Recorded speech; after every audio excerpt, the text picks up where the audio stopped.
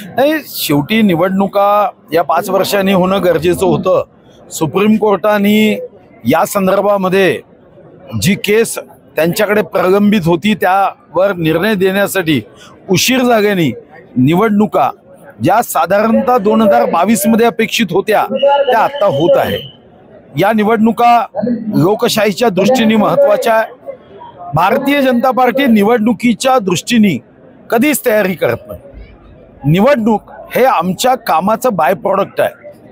5 वर्ष 7 वर्ष भारतीय जनता पार्टी विविध कामातून लोकांची मन जिंकावी, त्यांची सेवा व्हावी या दृष्टीने काम करते आणि म्हणून निवडणुकीसाठी काही विशेष आम्ही काही करत नाही।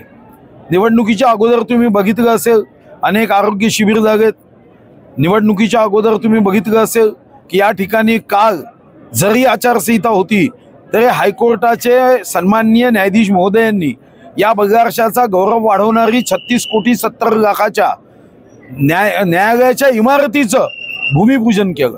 आम्ही जर तुम्ही बघितलं तर भगवान तिरुपती मंदिराकडे जाणारा रस्ता तेव्हा आमचे निलेश खरवडेजी, हरीश शर्माजी या सर्वांनी आग्रह केल्यावर आपण तो रस्ता केला आणि मग परवा आनंद झाला की जेव्हा एक सन्माननीय नागरिक म्हणाला साहेब हा रस्ता पाहिल्यावर आम्हाला सुद्धा आनंद झाला। असे मी तुम्हाला अनेक उदाहरणं देऊ शकतो। मला विश्वास आहे आम्ही कामासाठी मतदान मागतोय। आम्हाला बगारशा मोठा करायचा आहे, व्यक्ती मोठा करायचा नाही आहे आणि लोकांनी आशीर्वाद दिला। शेवटी लोक श्रेष्ठ आहे, त्यांना वाटलं बगारशा आगे जाना चाहिए तर आमच्या उमेदवारांना आगे बढो म्हणतील। त्यांना वाटलं नाही बगारशाचा विकास कोमात गेला पाहिजे तर ते आमच्या उमेदवार म्हणतील थांबा 5 वर्ष थांबा, तुम्ही थांबा आम्ही थांबतो। ऐसा है की जर बगारशाला पुढे जायचं असेल तर केंद्रात आमचं सरकार आहे, राज्यात आमचं सरकार आहे, मी आमदार आहे। आज बगारशाच्या नगर परिषदचं बजेट बघितलं तर गेले 5 वर्ष आम्ही टॅक्स मध्ये वाढू दिला नाही, आम्ही पैसे आणून देत होतो राज्याकडून।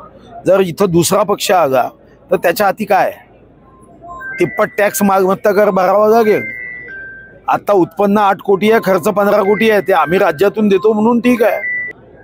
प्रतिष्ठा आमची नाही, गावाची, गावाच्या जनतेची, गावाच्या समस्यांची, गावाच्या विकासाची। आमच्या प्रतिष्ठेचा काय संबंध आहे याच्याशी? नगरपालिका अध्यक्ष निवडून आल्याबरोबर का आम्हाला 2 शिंग फुटणार आहे का? पण अतिशय 2 उत्तम रस्ते मात्र नक्की होतील। नाही घोषित झाले ना, इथं आमच्या रेणुकाताई दुधे उमेदवार आहे आणि मूलमध्ये किरणताई कापगते उमेदवार आहे। त्याच्यासाठी निवडणूक लढवतोय। समजा विजय निश्चित नसता तर आम्ही कशाला उमेदवारी फॉर्म भरले असते। विजय निश्चित आहे कारण आमचा विश्वास आहे या बगारशाच्या जनतेला विकास हवा आहे आणि ज्यांना विकास हवा आहे ते आमचा विजय निश्चित करतात।